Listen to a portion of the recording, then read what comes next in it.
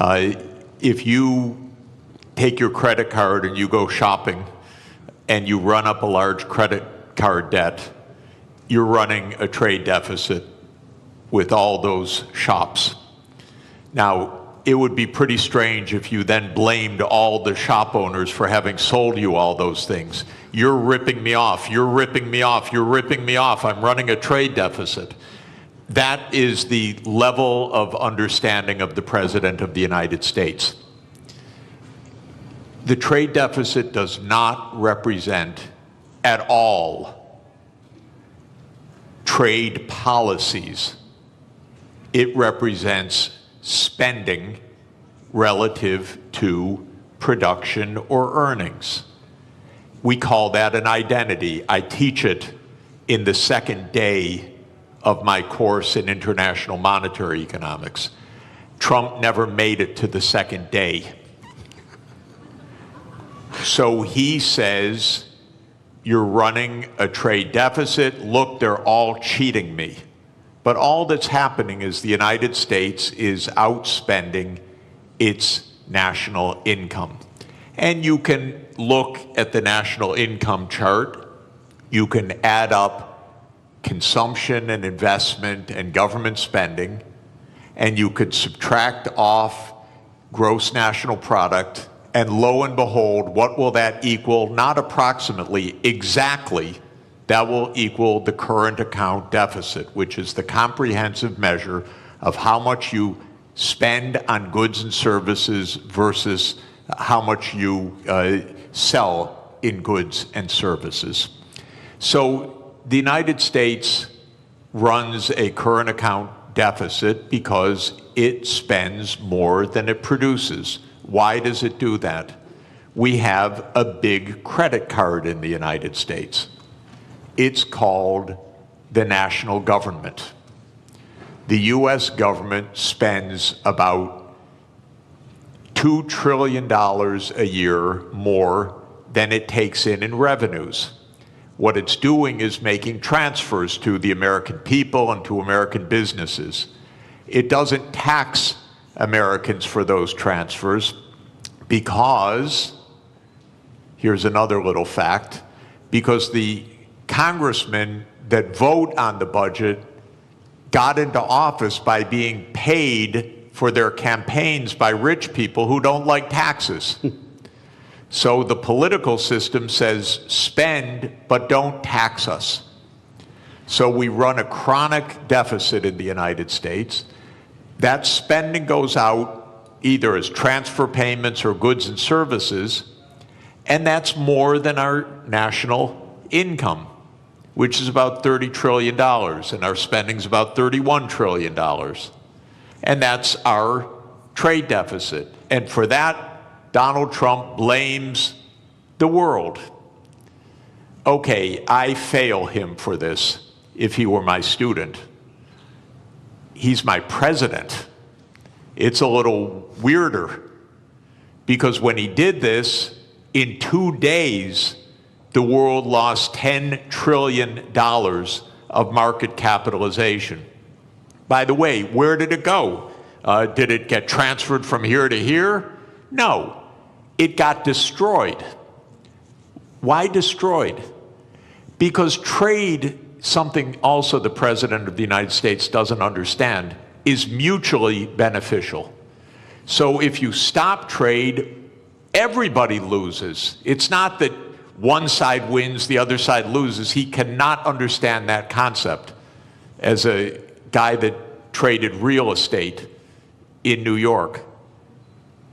So his idea is somebody had to win, somebody had to lose. But what happened when he made this announcement was $10 trillion was wiped out worldwide. It's not that the US went up and they went down. No, everybody went down. Because the whole world system is based on a division of labor, and he's breaking that division of labor into pieces.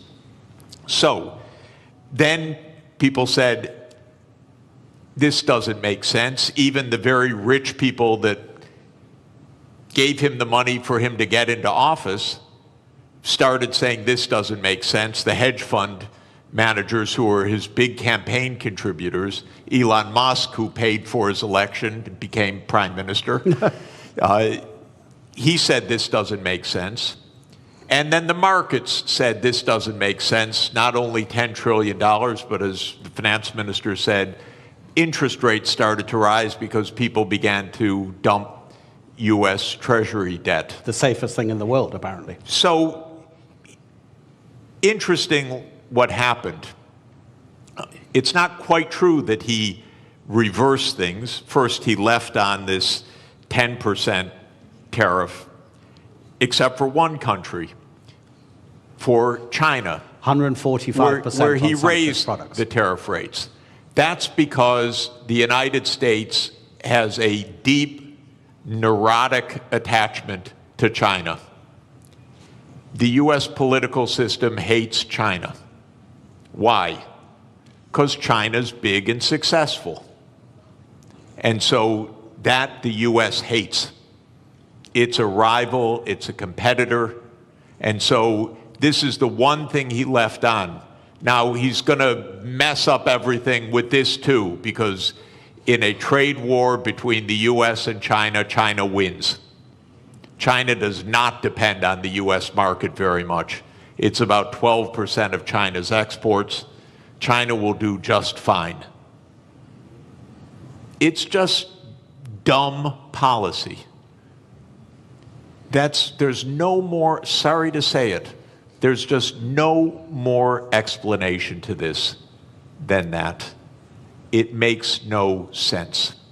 Now, it raises, if I could, just one last point. How can this happen when it makes no sense? And that, people should understand, we are in one-person rule in the United States. Our political system is in a state of collapse. What President Trump did is an emergency decree. Everything he does is an emergency decree. Literally, you can go on to whitehouse.gov and then follow the menu to executive decrees. And there are dozens of them. And each one starts the same way. With the powers invested in me as President of the United States, I hereby declare A, nonsense, B, nonsense, C, nonsense. Because he's king. Those powers are not invested in the President of the United States. They're invested in the Congress. You read Article 1, Section 8 of our Constitution. It says that all duties originate with the Congress. And specifically in the lower house, all legislation has to start in the House of Representatives. But the U.S., starting in 1945 after World War II, became a military state to a large extent. And so it sprinkled in its legislation emergency, emergency, emergency. And Trump doesn't have to prove anything's an emergency, he just has to say something's an emergency. So suddenly the trade deficit became an emergency, and on that basis he issues a one-person rule. Even his aides don't know what he's doing. You raise one final interesting issue, which is that the market recovered about $4 trillion when he reversed. Anyone who knew that 5 minutes before made billions. This is not the cleanest government in the world, I can tell you. I'd be hugely surprised if some people didn't know just a bit ahead of time, starting with members of the U.S. Congress, by the way. Look, we'll get into the more general issues about protectionism and the end of globalization, question mark, in a minute. But I think what's happening and the directives coming from the White House is such a perfect example of what this panel is about. I'd just like to stay on this just for a few more minutes. Minister, is protectionism always a short-term aim And does it always come at the expense of the longer-term gain? Donald Trump hasn't said it in public, but apparently in private, during his first term, he was asked about the problem of the US national debt. And his answer was, I don't care because I'll be dead by the time it's a problem. And apparently that's also his approach to the climate crisis. So is this protectionism coming from the White House, a short-term fix which is going to hurt America in the longer term in terms of how it grows? It's not a fix. It's apparently a quick fix, but it's fundamentally flawed, as Professor has very clearly stated. Look, protectionism is nothing new. If you look at post-global financial crisis, the number of annual trade restrictions have gone up dramatically. In fact, like last year, there were over 3,200 trade restrictions. That is almost 11 times higher than what it was pre-global financial crisis. So this has been a trend, but what we have seen over the past week or two is clearly a new level. This goes beyond some protectionist measures, trade restrictions. This goes into something, an all-out trade war. So that's really worrisome, because if you go back, again, if you look at 20 years to global financial crisis, global annual trade growth was 2 times world real GDP growth rate. So in a way, trade was the engine of growth. Mm-hmm. Now that engine has been slow. So if you look at post-global financial crisis, global trade growth barely kept up with real GDP, global GDP growth. So that's no longer really one of the kind of like a strong engine. But I think the way things are now, if current state of affairs is sustained, we may end up actually protectionism dragging global growth. It is not only growth, it's really, there are many, additional fallouts from this type of policies. Absolutely, yeah. Yeah. So the answer to your question, this is not a fix. This is a fundamentally flawed, policy perspective. Obviously, countries have choice. They always have a choice. But we would rather, see world moving back to rule-based, multilateral framework, where everyone benefits. I think I agree with Professor. Over 1 billion people since 1990s have been lifted out of poverty, predominantly in Asia. I'm talking about absolute poverty here. And that's largely thanks to, trade and growth associated with that trade. So it is worrisome that we are now experimenting policies that may actually reverse some of these gains, which I think were very important. 1 billion people out of absolute poverty cannot be underestimated. It's quite significant. Now, admittedly, trade do cause geographic dislocations, but the solution is not protectionism. The solution lies more internal sound policies, structural remedies, but also you can deploy tax policy incentives and other things to address, dislocations in regions caused by, global trade openness. So it's not a level, but protectionism will create more inequalities. It will create bigger problems. Already you've got significant headwinds for global growth.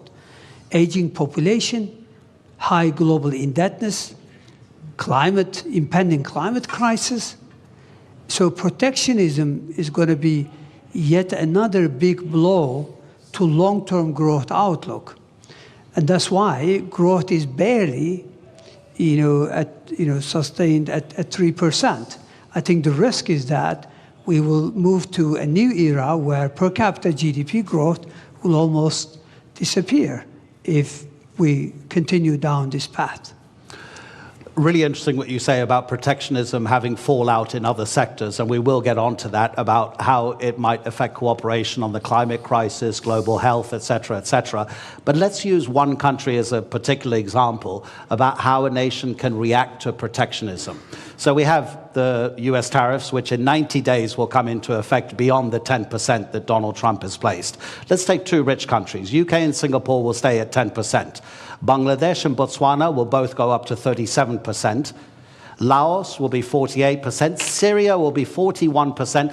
Lesotho in southern Africa will be 50%. In 2023, the US exported to Lesotho $7.33 million worth of goods. Lesotho in that same year exported to the United States $228 million. The US GDP per capita in 2023 was $82,800 per person. In Lesotho, it was $916.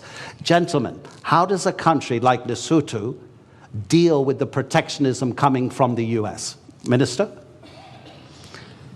Well, look, protectionism is an external shock, meaning it's not a decision by, the counterparty. It's essentially, so how do you deal with it?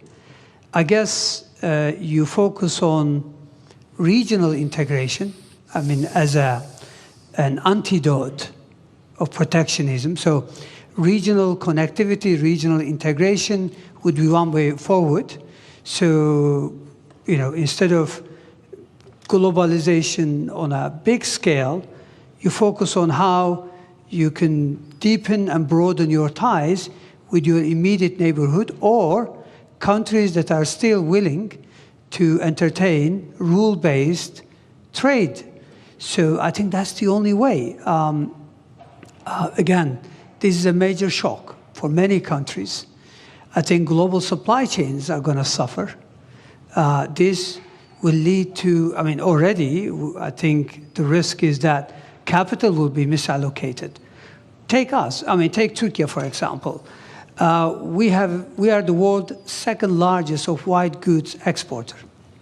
We need chips, basic ones, nothing sophisticated. We're not talking about 4 nanometers. We're talking about, 30, 40, 70 nanometers.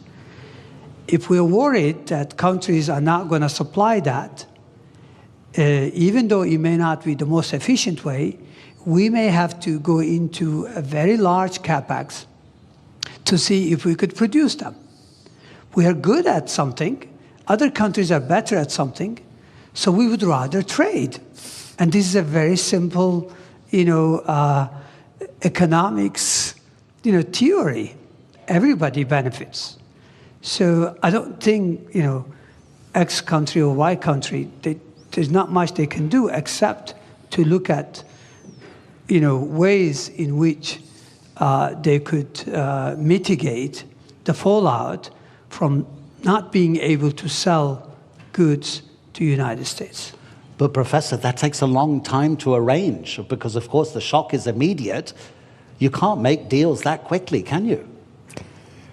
I think the particular tariff rates that Trump announced last week that led to that financial bloodbath are not going to come back. So I don't think we're going to hear again about those numbers after 90 days. 90 days in U.S. time now is infinity. It's eternity. We'll never hear those numbers again. Where did those numbers come from? Something, again, so stupid you can't believe that any country would do this. But the idea is the following. As I said, if you want to know what your trade balance is, you earn some income, so you sell some services to somebody and you buy things. And if you spend what you earn, you're in trade balance. Technically, you're in current account balance. Now, most of us, I work for one employer, my university. So I run a big trade surplus with my university, and then I run a pretty big trade deficit with the grocery store that we buy our groceries from, and if I have to buy shoes, I run a trade deficit with the shoe store, and so forth. Trump's idea, just to add to the craziness of it, is that you should run a trade balance with everybody, not an overall trade balance, but a trade balance with everybody. So you should sell a little bit, you should work a little bit for your shoe store, you should work a little bit for your grocery store, you should go around anytime you want to shop, you trade something. I'll write you an essay if you'll sell me shoes. And you make your living somehow trying to balance your trade with all of your counterparts. Well, this is insane. This is why we have a market economy. You don't have to have balance with every transaction that you do with somebody. But what Trump said was, oh, Lesotho, they sell us more than we buy from them. So they're cheating us.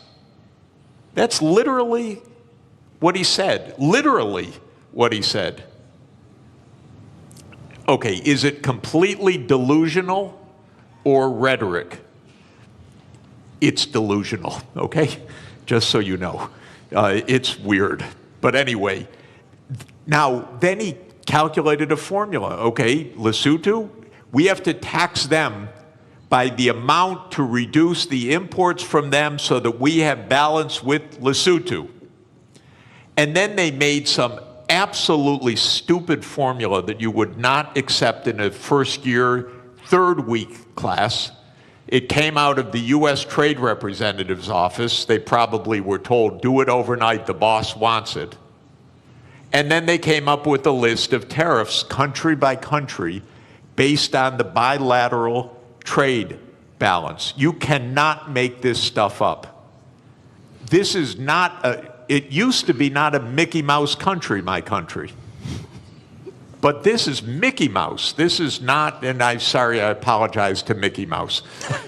He would not do this. Mickey Mouse is smarter than this. So we are in a crazy land, actually, with this. Now, it stopped for a moment. We'll never hear those numbers again. I don't know what we'll hear in 3 months. God help us, really. Because it probably won't have to do with trade. It'll have to do with something else. But we can't normalize this as what's the rationale, how to negotiate, what to do. Of course, 60 countries immediately said, we'll rebalance with you. And the President of the United States literally used the language I'm about to use. I'm quoting him because otherwise I would never say this. He said, 60 countries are coming to kiss my ass. He said that in a public speech, the President of the United States. So this is, I'm sorry, I apologize. No, but it's presidential language. Yeah. Okay? I'm only speaking at high political terms. So we cannot normalize this. We have to say no. We didn't spend 100 years on 200 years, 207 years since David Ricardo put forward the idea of comparative advantage, okay? And we have been building the trade system since the ruins of World War II for 80 years. And we have been building the World Trade Organization, which the US led the creation of, I think it's fair to say, for 31 years. This should not be normalized to try to figure out what is the theory of this. And it's a more fundamental point, ladies and gentlemen. The United States is a rogue nation right now on many things, not just on trade, but on making Gaza into the US Riviera, on whatever it wants to say. It's a little bit of a rogue nation. For the world to hold together, the rest of the world has to say, we're not going down crazy lane. We're going to be responsible. We're going to go to the UN. We're going to go to the World Trade Organization. We're not going to get into this downward spiral. Because if we normalize craziness, there is no way out. You mentioned Mickey Mouse, but there's a kind of a theme here from Bloomberg, the news agency. These are its headlines in the morning and the afternoon of Tuesday, Wednesday, and Thursday. Tuesday morning, this is madness. In the afternoon, a clown show. On Wednesday, stocks keep falling.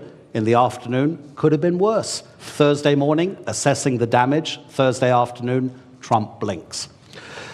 Minister, and by the way, if I may, because it's interesting, because I'm living in this crazy world, the Secretary of Treasury then, with all deference to a person who has a very hard job, he says, this was planned all along when Trump dropped this.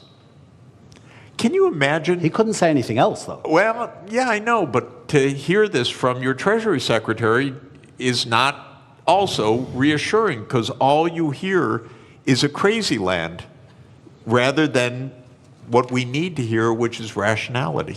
Okay, so let's make it more general for the moment. And by the way, ladies and gentlemen in the audience, I'll give you a few minutes at the end if you want to ask our two panelists a question. We'll try to get a few questions in from the audience. So to broaden it out, Minister, as the professor says, and pretty much everybody agrees, protectionism doesn't make economic sense because in the longer term, it's going to cost everybody. So what's driving increasing protectionism, not just in the United States, but in other nations as well? Because if it doesn't make economic sense, does it mean it then becomes a political statement from the person imposing that protectionism to almost appear as like a nationalist moment to bring people towards that decision maker politically rather than economically? Well, it's easy to explain. I think what is driving the current, what seems like a fundamentally flawed policies is, first of all, let's set the scene. I mean, there's a geostrategic competition between China and the United States. We know that. China has what it takes to become a superpower because it has human capital, it has state-of-the-art infrastructure, and now it's catching up in technology. The United States considers itself as the hegemon power. So we know from history there's always been tensions between existing superpowers and emerging ones.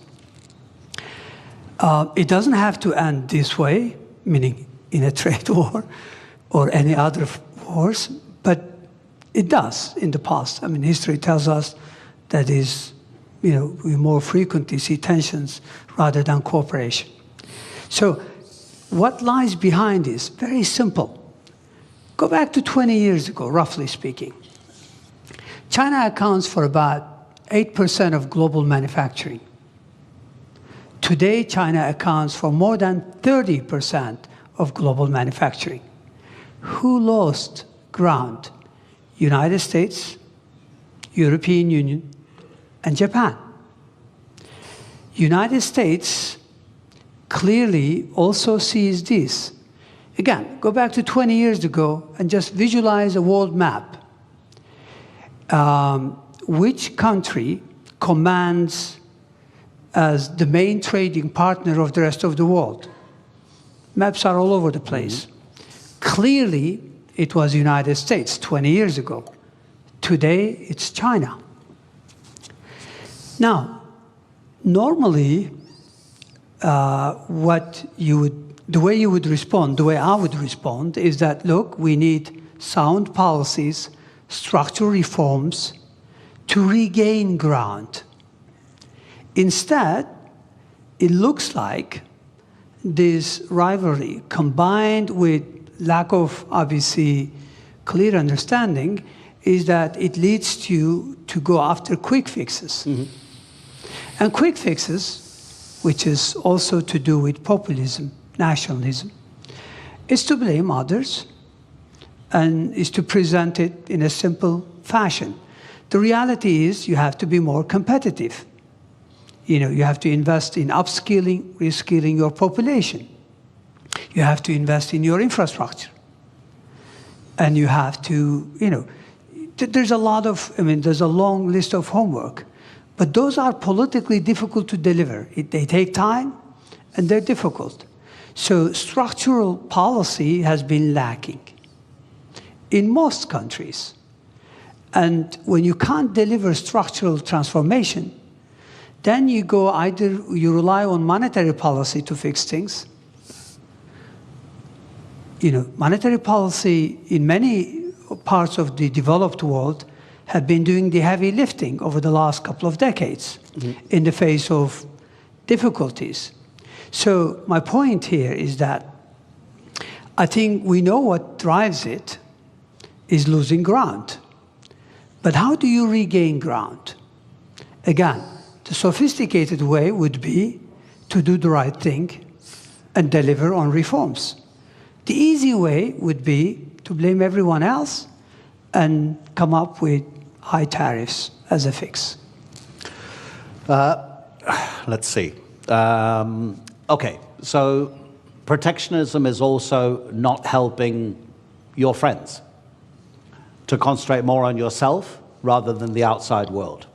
We know that the drastic cuts to USAID, the Agency for International Development, has already or is going to cost lives. Myanmar's recent earthquake, the Americans have been for decades maybe the most important first responder, sending hundreds of rescue workers. They sent 3 administrators. They didn't send a single rescue worker. They laid off recently some people working for the federal government on the US nuclear program. They realized very quickly within a couple of days that it was actually a national security issue, so they were told to come back to their office. The office said, sorry, they've been excluded from their federal emails, so we can't get in touch with them. So they couldn't re-employ them. Professor Sachs, when you were president of the Earth Institute at Columbia University, it focuses, I've got to read this from the notes. It focuses on sustainable development, this institute at Columbia, including research in climate change, geology, global health, economics, management, agriculture, ecosystems, urbanization, energy, water, everything that we need to live. So how does protectionism affect these kinds of relationships between one country and another country? Yeah, It's actually deglobalization. I want to answer that by continuing on with the brilliant explanation that the minister just gave about the hard stuff and the easy stuff. Yeah. So just to say, in American politics, the swing states in the presidential elections in the last 3 elections in particular have been the Midwestern states. So those are states like Michigan, Indiana, Illinois, Ohio, Pennsylvania, Wisconsin, Minnesota. These are states that can go either way. And those states did suffer a decline of employment in manufacturing, not only or even mainly because of trade, but also heavily because of automation over the last 40 years. I come from Detroit, which is Motor City, used to be, and I used to go when young on school field trips to see the assembly lines, and there were actually workers on the assembly line. But now if you go to an automotive plant, it's all robots, very, very few people inside. That's not because the jobs went overseas. In that case, that's because the assembly line itself became an automated phenomenon. So Trump is giving an answer to those swing states. It's China's fault. It's Mexico's fault. It's Lesotho's fault. What the minister said is really important, that when he said that trade benefits the economy, but it could hurt some sectors. And what you do is not stop the trade, but you make sure that you pull everyone along, maybe in a regional policy, or maybe in job reskilling, or maybe in some other kind of public investment or education policy. Here's where the U.S. really failed over the last 40 years. We let the inequalities widen and widen, partly because of automation, partly because jobs did go overseas, but for the right reason. They had comparative advantage in those jobs. Skilled people got better and better salaries. Lower skilled people had their living standards fall. The gap widened. By the way, not just the income gap, the life expectancy became 10 years or more. So many of our epidemics, so many of our social problems relate to this widening inequality. The United States political system didn't address it at all for 40 years. And that comes to what I mentioned, the corruption of the political system. When candidates of both political parties are paid by rich donors for their reelection campaigns, and both parties then become the agents of tax cuts and no really addressing the social conditions, you end up with a Donald Trump coming in and selling a pseudo explanation, it's all China, and selling a pseudo remedy, a trade war.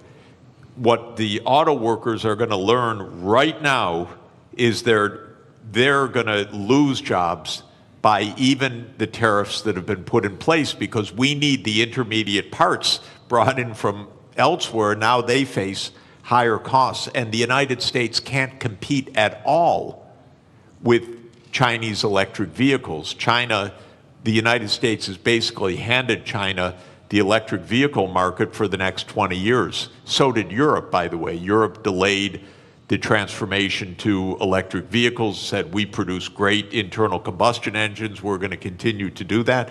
The world actually needs electric vehicles because of the climate crisis. So all of this is to say the real hard work is to think ahead.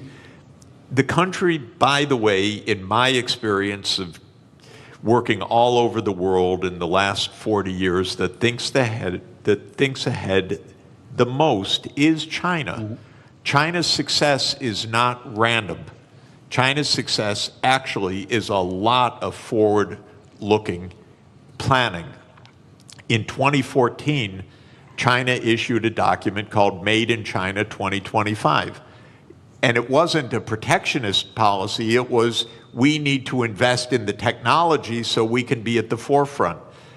I think in 8 of the 10 sectors that were identified there, China succeeded in reaching the forefront. In 2017, China made a plan for artificial intelligence. This is already 8 years ago. DeepSeek didn't just come out of nowhere, it came out of a long-term strategy. So this is hard work that actually pays off. This is what every government should do. This is what every country should do, is look ahead. Now, you mentioned very interesting idea. We got a president who doesn't understand and maybe doesn't care about the future in the same way. But just to say, the biggest issue on the planet should be the climate crisis, not all the things we're endlessly talking about. And every part of the world is going to suffer terribly by what has been built in terrible, very dangerous climate change. It's out of the headlines. But, you know, I had a very difficult job. I was the director of an institute with 300 climate scientists for 14 years, some of the world's leading climate scientists.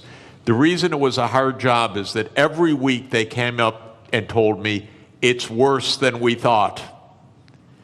They would give me endlessly grim news. And the lead climate scientist at Columbia University is a man named James Hansen, who I regard as the world's leading climate scientist. And he produced a study in January that said it's much worse than we have thought. The world's temperature has gone up by 0.3 degrees Celsius in 3 years. We have had 21 months of the last 22 above 1.5 degrees. That's the new baseline, by the way. That's not because of an El Nino effect. That's the new baseline. We already blew the limit that we set 10 years ago in Paris that we said we would not exceed. We're already above it. And what Hansen says is we're rising at an accelerating rate. Now the average rate is probably between 0.3 and 0.4 degrees Celsius per decade now on average. So we'll be at 2 degrees excess. What all of this means is profound danger 20 years from now, 25, 30, but we're already seeing terrible danger today. I don't want to minimize what's already happening. Los Angeles burned down, massive forest fires in Korea last week. It's everywhere. My wife and I are nonstop traveling. Every single place we go is some kind of climate crisis, literally. It's a drought, it's floods, it's heat waves, it's pest infestations, it's forest fires. And the sea level is going to rise by many meters, which is not great for Istanbul, by the way, and not great for coastal areas. It's very dangerous what is built into the system. Now, what is Trump's answer for this? Yesterday, King Donald issued an executive decree to bring back coal. It's willful destruction of well-being, willful. And that is, again, he pulled out of the Paris Agreement. What I'm hoping, ladies and gentlemen, is the other 192 members of the UN have to say, no, we're not entering a crazy land. We're going to take care of our future. Right now, I live in a crazy land. But the rest of the world has to avoid the crazy land, has to avoid normalizing this. I don't know if any of you saw it during the height of the coronavirus pandemic. An Australian artist, cartoonist, drew a cartoon which had the first tidal wave, kind of a tsunami of economic recession. There was a bigger tidal wave tsunami behind it, which was COVID-19, and then a huge one over both of them, which was the climate crisis. So get ready, I'll give you a chance to ask a few questions, but I just wanted to address one final issue to the minister. And I was getting a bit depressed, Professor, when you were talking about that. I tell my kids since they were born, they're now 21 and 19, live anywhere you want in the world, but don't live near the coast or near a river. The professor is saying that the climate crisis is going to be one of, probably, I'm kind of, putting words into your mouth, Professor, that deglobalization, if it becomes more and more of a popular sentiment and policy, the climate crisis will be affected because of a lack of cooperation through deglobalization. Minister, what other big dangers do you see if the trend of deglobalization gathers pace?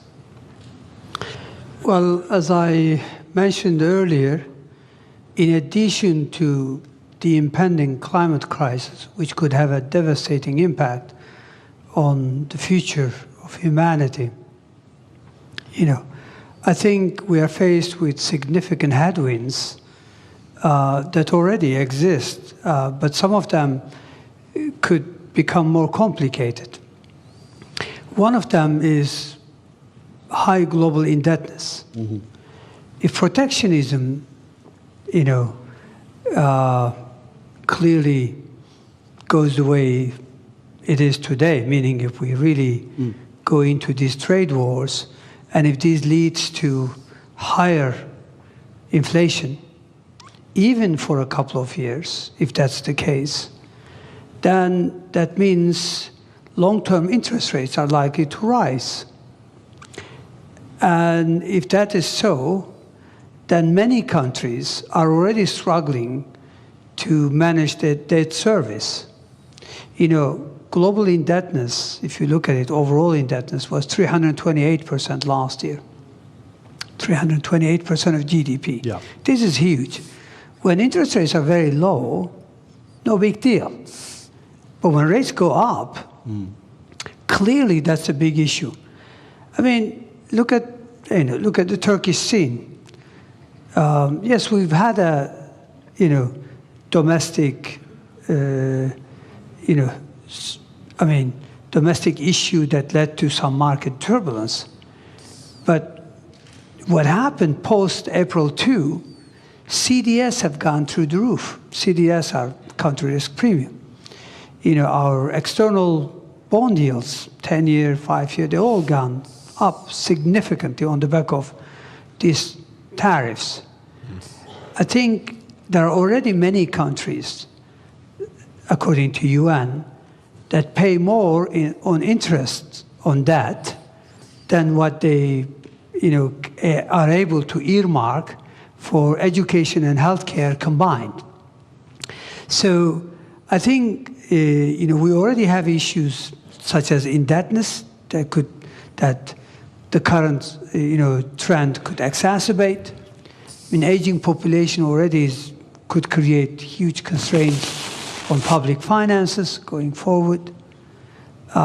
So those are some of the additional headwinds that exist that could actually serve as speed limit or a drag on growth.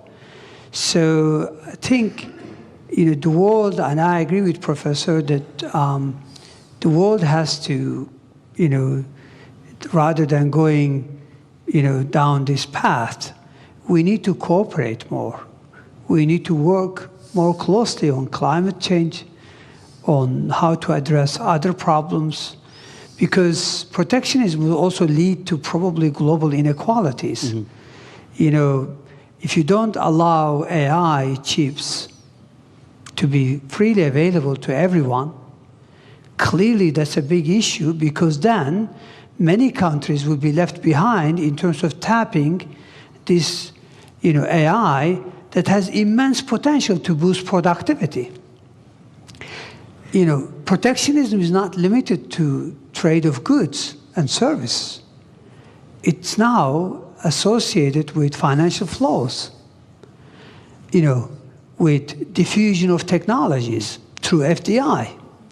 So clearly, I think we'll be worse off unless we cooperate, unless we return to multilateralism. But sadly, right now, it's all about shift to minilateralism. A few countries getting together, but that's not enough. I think issues are too big for few countries to address. I think the rest of the world should come together. So yes, there are significant challenges. When you mentioned aging population, I have a good example from Europe, that only 2 countries on the entire continent are having enough babies to sustain their population level. That's Ireland and Portugal. So you imagine the pressure on the taxation system and the spending on those other countries that are not sustaining their population levels and are just getting older and older and older. Okay, let me look at the back as well if anybody has any questions. We've got about 7 minutes left. And please, make it a question, not a lecture, because if it's a lecture, I'll have to stop you. Gentleman over there and gentleman over here. Okay, please introduce, there's a microphone. Thank you very much. Doesn't work? Yeah, it does work. Okay, thank you very much. I have a question for Mr. Jeffrey Sachs. My name is Sarsin Anacır, and I'm from Harici News.